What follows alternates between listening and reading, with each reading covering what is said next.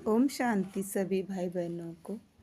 कल बाबा के मुरली में कुछ मुख्य पॉइंट थे जो बाबा ने हमें धारणा के लिए दिए हैं। बाबा ने कहा है जो खुद धारण नहीं किया है उसका तीर औरों को लग नहीं सकता, क्योंकि सच्चाई का जौहर नहीं है। क्योंकि जो सत्य होता है वह हम पहले खुद पर अमल करते हैं। अगर हम खुद उसमें सफल नहीं हुए तो उसका तीर औरों को लगेगा नहीं, मतलब और कोई हमारी बात सुनेगा नहीं। यह सब दुनिया मनोरोगी माने बड़ा हॉस्पिटल है और उसमें सभी रोगी हैं और बाबा आए हैं सबको रोग मुक्त बनाने। बाबा शिव बाबा ही रोगियों का इलाज करके उनको रोग और मन के रोग से मुक्त करते। फिर बाबा ने कहा चांद सितारों का खोज कर रहे वैज्ञानिकों को यह नहीं पता कि इस दुनिया से ऊपर कोई भी दुनिया नहीं है, मगर उनका भी सहयोग इस सृष्टि के विनाश में बहुत ही सफल होता है, क्योंकि उनके द्वारा ही इस सृष्टि का विनाश होता है। पांचों तत्वों में जो भी हलचल होती है इन्हीं के कारण होती है और ये सतयुग में भी इनका वैज्ञानिक जो है काम आता है।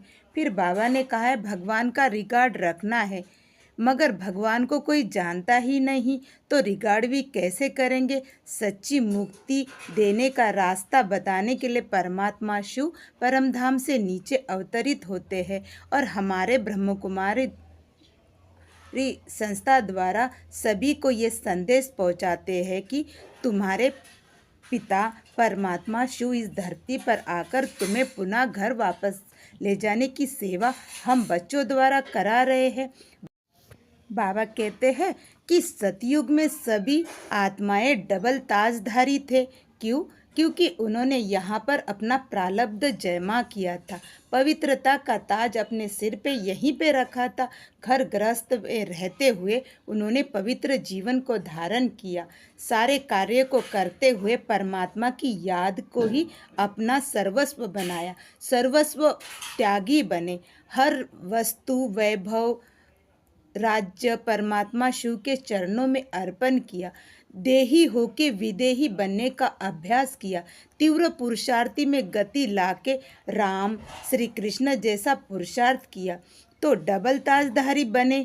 मगर कर्म सुकर्म विकर्म सब कुछ की गति हमें यहीं से सीख के जानी पड़ती है। अगर हम तीव्र गति से पुरुषार्थ नहीं करेंगे तो बाबा कहते सिंगल ताज वाले डबल ताज वालों के आगे भरी ढोएंगे, माने सलामी ठोकेंगे। फिर बाबा ने कहा है कि सारा विश्व की आत्मा परमात्मा को ढूंढने के लिए सफ़र कर रही है। कहीं गंगा नहाने जा रही है, मगर पतित पावनी गंगा तो हो ना सके।